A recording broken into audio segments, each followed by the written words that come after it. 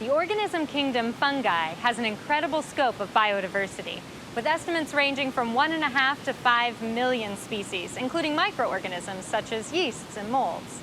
Not exactly the most photogenic subjects, but we found one man who dives lens first into these organisms. Photographer Jim Frink specializes in the more photogenic fungi, and this realm has no shortage of variety. Jim Frink spends much of his free time here, in the wooded hills of Wildcat Den State Park, nestled along the eastern rim of Iowa. With his trusty assortment of cameras, Jim is looking for something tucked near the miles of trails, something many park visitors or hikers would never even pause to explore, and might even walk past without knowing it was even there. There are some species that grow by a certain tree, and some like dry ground, some are on a hillside. It just depends. It could be attached to the side of a dead and decaying tree, or sprouting along the rocky hillsides. A fungi that Jim has documented for years. Well, I like to think I do, but most likely it's just what I happen to stumble into. Oh, there's quite a variety of shapes and colors. They're red, blue, orange, green, yellow, black, a little bit of everything. Some are tall and thin, some are short and squat, and everything in between. Mushrooms of every size, shape, structure, color, texture. All of them captivating Jim through his camera lens.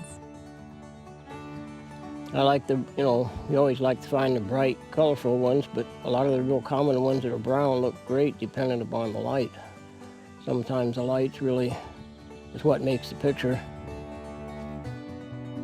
Using a combination of natural light and some occasional LED assistance, Jim has documented hundreds of different fungi just inside Iowa's borders. Mostly it depends on the person, I think. If you show them pictures, then they like it. I've had a couple of people ask if I'd take them out, which I do.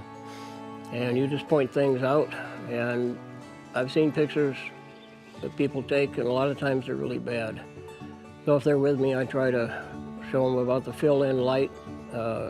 You have to lay on the ground sometimes, or kneel down at least, to get a low, on-ground view of them. I like to photograph on a bright overcast day. It's really good light. If you're in the bright sun, I try to use a shadow of myself or have my wife stand in the way to cast a shadow.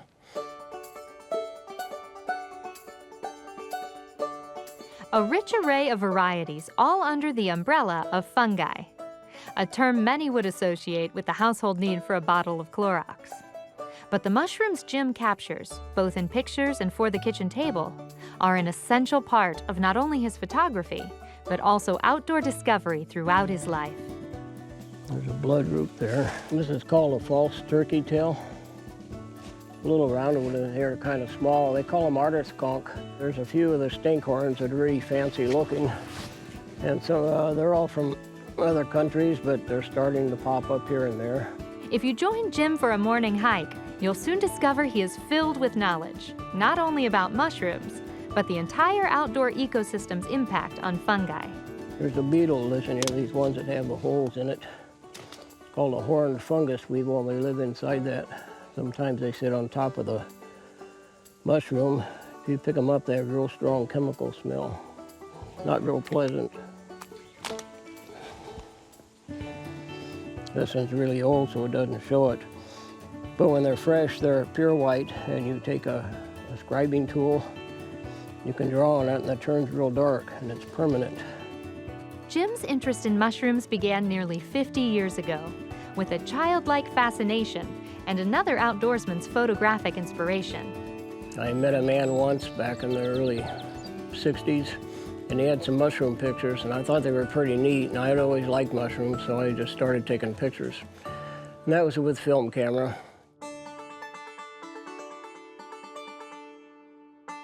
As a man that's long explored much more than the common morel, Jim warns the casual mushroom hunter against eating too much of anything out in the wild. Some of the ink caps are pretty good, I like them, but you have a problem if you eat them if you drink anything with alcohol, either a week before or after you eat the mushroom.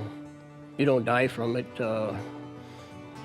Your body kind of turns red and your extremities stay white and your heart races 170, 80 times a minute. A lot of people think they're having a heart attack, and after a couple hours it goes away.